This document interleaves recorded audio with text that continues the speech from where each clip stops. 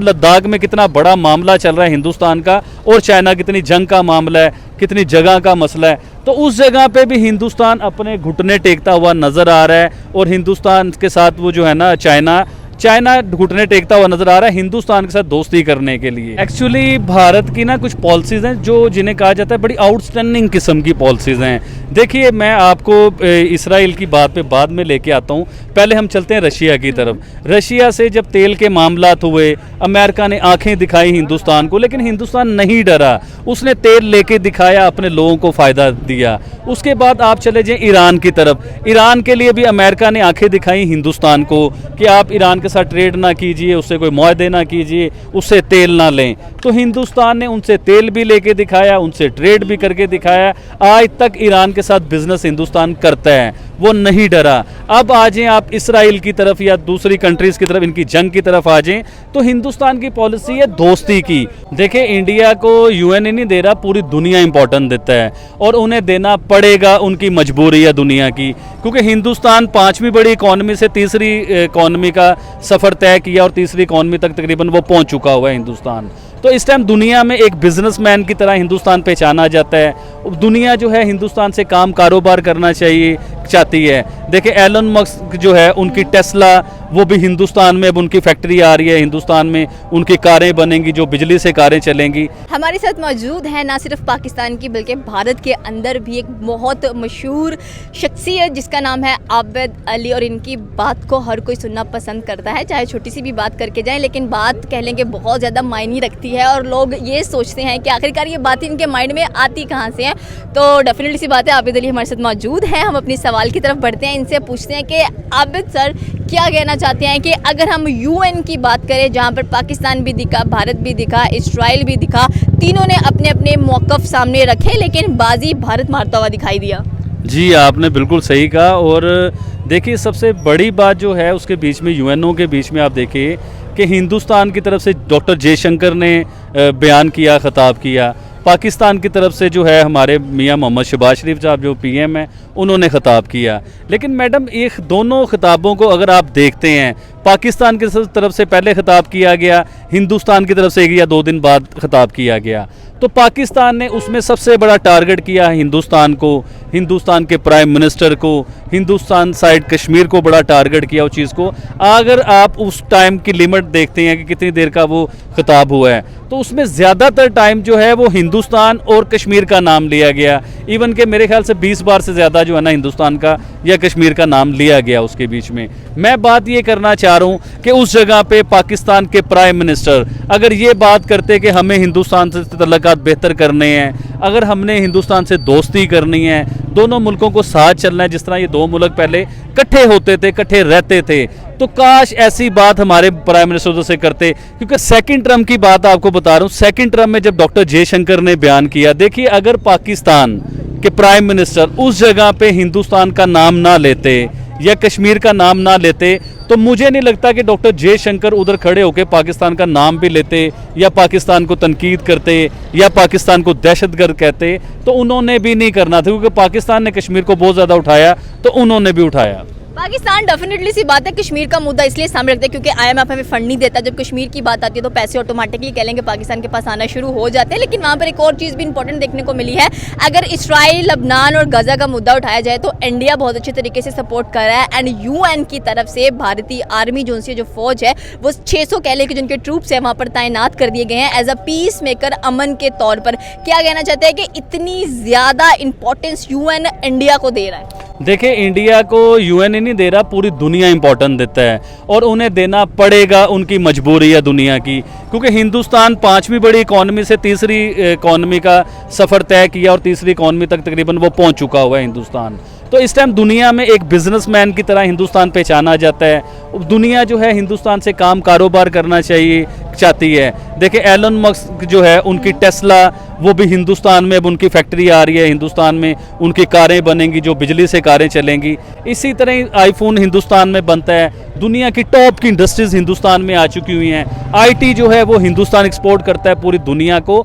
तो दुनिया की मजबूरी बन चुकी हुई है। इवन के चाइना, जिस चाइना को हम लोग बड़ा समझते थे कि दुनिया की सबसे बड़ी इकोनॉमी है, पहले नंबर की इकोनॉमी है। चाइना भी इस टाइम परेशान है हिंदुस्तान को लेके, क्योंकि चाइना को पता है अगर दुनिया में कोई उसे बीट कर सकता है तो वो सिर्फ हिंदुस्तान है, उसके अलावा कोई कंट्री नहीं है। चाइना भी घुटने टेक चुका हुआ है हिंदुस्तान के आगे। आपको याद होगा लद्दाख में कितना बड़ा मामला चल रहा है हिंदुस्तान का और चाइना कितनी जंग का मामला है, कितनी जगह का मसला है। तो उस जगह पे भी हिंदुस्तान अपने घुटने टेकता हुआ नजर आ रहा है और हिंदुस्तान के साथ वो जो है ना चाइना घुटने टेकता हुआ नजर आ रहा है हिंदुस्तान के साथ दोस्ती करने के लिए। तो अब वो चाइना रशिया को बीच में डाल के हिंदुस्तान को दोस्ती करने की तरफ आ रहा है। तो इसी तरह ही देखिए अगर तो चाइना को दुनिया की फर्स्ट इकोनॉमी बने रहना है तो उसे हिंदुस्तान के साथ बनानी पड़ेगी, क्योंकि इस टाइम अमेरिका भी हिंदुस्तान को पूरी सपोर्ट कर रहा है, यूरोप भी पूरी सपोर्ट कर रहा है, रशिया भी सपोर्ट कर रहा है। ये देखिए अरब अमारात जो मुस्लिम कंट्रीज हैं वो भी सारे हिंदुस्तान को सपोर्ट कर रहे हैं। कोई आपको पाकिस्तान को सपोर्ट करते हुए बहुत कम कंट्री नजर आएंगी।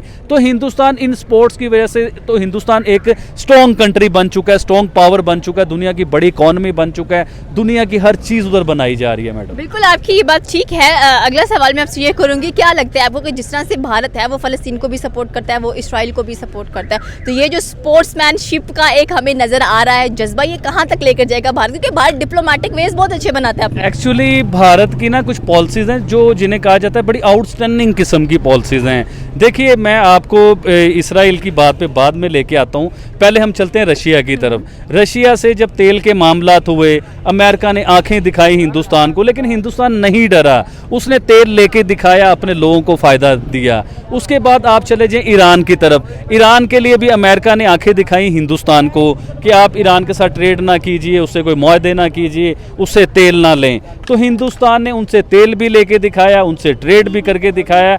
आज तक ईरान के साथ बिजनेस हिंदुस्तान करता है, वो नहीं डरा। अब आ जाएं आप इसराइल की तरफ या दूसरी कंट्रीज की तरफ, इनकी जंग की तरफ आ जाएं, तो हिंदुस्तान की पॉलिसी है दोस्ती की, उसकी जंग की पॉलिसीज नहीं है। आप पिछले 20, 30, 40 सालों में निकाल के देखें कि हिंदुस्तान ने कितने मुल्कों के साथ जंग लड़ी है या कितने मुल्कों को ब्लैकमेल की है। देखें तरक्की जो मुल्क करते हैं उनकी कामयाबी ये होती है कि वो जंगों की तरफ नहीं जाते, वो अपने मुल्क को जो है ना बिजनेस की तरफ लेके आते हैं, अपने मुल्क में इंडस्ट्रीज लेके आते हैं, अपने मुल्क में कारोबार लेके आते हैं, अपने मुल्क में इन्वेस्टर जो हैं उन्हें फ़ायदा देते हैं वो लोग। लेकिन हम लोग जो है ना सिर्फ जंगी सामान इकट्ठा करने पे अपना टाइम ज़ाया करते हैं, सिर्फ जंग के लिए हम कोशिश कर रहे होते हैं। हम लोग ये कोशिश नहीं करते, ये पिलकती हुई आवाम, ये महंगे बिजली के बिल, ये महंगा आटा, ये महंगे राशन, हम लोग इसके ऊपर काम नहीं करते। हम करते हैं काम एटम बम के ऊपर, हम काम करते हैं यूनाइटेड नेशन में जाके जी हमने कश्मीर के मुद्दे को उठाना है। हम उधर जाके यूनाइटेड नेशन में अगर ये मुद्दा उठाएं,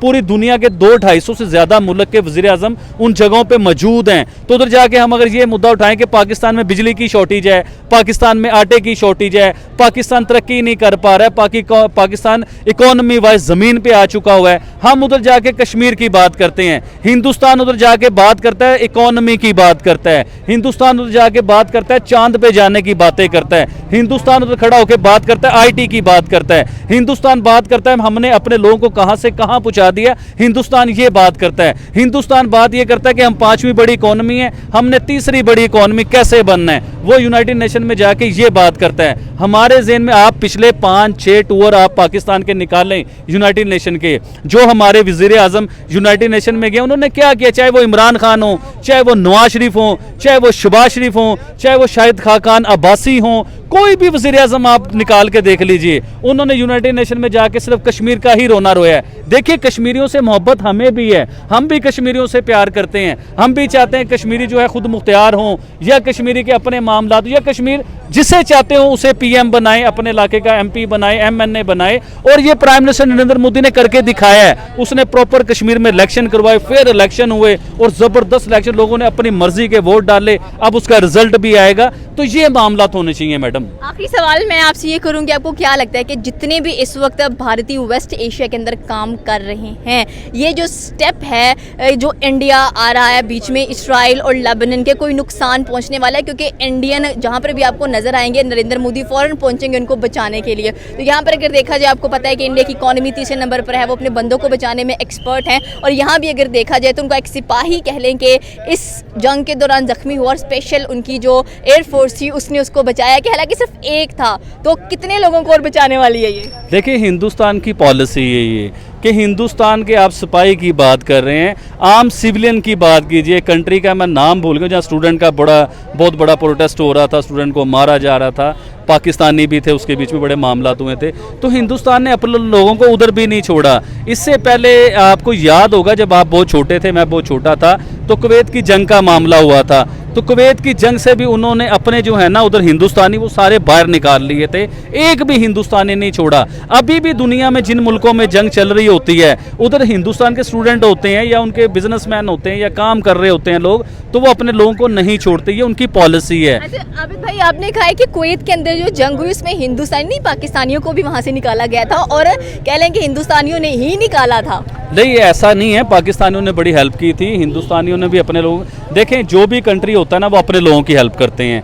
पाकिस्तानियों ने अपने लोगों की हेल्प की और पाकिस्तान किस तरीके से उसे निकाल पाए अपने लोगों को, क्योंकि हम लोग मुसलमान थे, कुवैत भी मुसलमान कंट्री था। ये मेरे ख्याल से 90 समथिंग की कोई ऐसी बात है जब ये जंग, या 80 या 90 का है जब ये जंग के मामलात हुए थे। तो उस टाइम भी हिंदुस्तान ने अपना एक भी सिविलियन उधर नहीं मरने दिया था, उस जंग से निकाल के लाए थे। इसी तरह ही पाकिस्तानी निकाल के ले आए थे। अभी भी इराक, ईरान, मुख्तलिफ कंट्रीज़ की जो जंग चलती है उधर वो हिंदुस्तान जो है अपने किसी भी नुमाइंदे को या किसी सिविलियन को वो मरने नहीं देते, वो निकाल के ले आते। इवन के जिन मुल्कों में जंग चल रही है, हमास की आप बात कर लें या और कंट्रीज़ की आप बात करें, हिंदुस्तान बहुत बड़ी एड भेजता है उधर। वो एड इसलिए नहीं भेजता कि आप हमारी दवाइयाँ लेके और जंग लड़ें, वो एड इसलिए भेजता है कि उसमें बच्चे हैं, बूढ़े हैं, जवान हैं, जो बेचारे मरीज़ हैं, उनके लिए प्रॉपर जो है ना वो दवाइयाँ भेजी जाती हैं, खाने पीने की चीज़ें भेजी जाती हैं। ये इंसानियत के नाते एक बहुत बड़ा काम है, पाकिस्तान को भी ये काम करने चाहिए। और मैं फिर दोबारा बात करूंगा कि हमें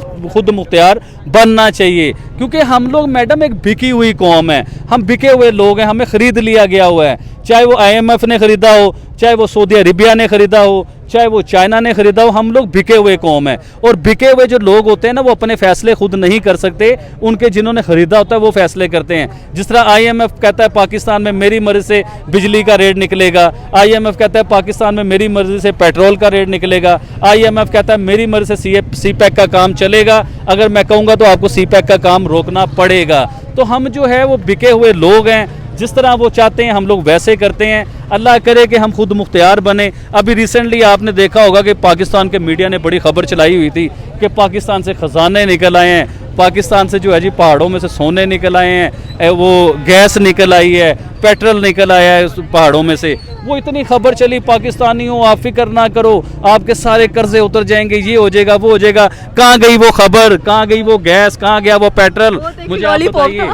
वो सब एक ड्रामा था ना, हमें बेवकूफ़ बनाया होता है। फिर मीडिया के ऊपर बहुत बड़ी खबर चल रही होती है जी, कौम के लिए बहुत बड़ी खुशखबरी, लोगों के लिए बहुत बड़ी खुशखबरी। जब पूछा जी क्या खुशखबरी, पढ़ा क्या खुशखबरी, तो पता चला जी IMF से हमें एक बार और कर्जा मिल गया, ये खुशखबरी हमें दे रहे हैं। काश हमें ये खुशखबरी हमारे हुक्मरानों ने ये दी होती कि हमने IMF से दोबारा अब कर्जा ही नहीं लेना। हमने ये पॉलिसीज कर ली हुई है कि IMF के दोबारा हम उनके आगे घुटने ही नहीं टेकेंगे, उनके आगे झुकेंगे नहीं। ये पॉलिसीज होनी चाहिए थी मैडम। तो ये थी आबिद सर की ओपिनियन। आपकी क्या ओपिनियन है कि क्या सच में आपको लगता है कि पाकिस्तानी लोग बिके हुए हैं या गुलाम है? तो नीचे कमेंट सेक्शन में आकर बता सकते हैं। हमारे चैनल को प्लीज़ लाइक शेयर सब्सक्राइब लाजमी करिएगा। तो मिलता है अगली वीडियो में। अल्लाह हाफिज़।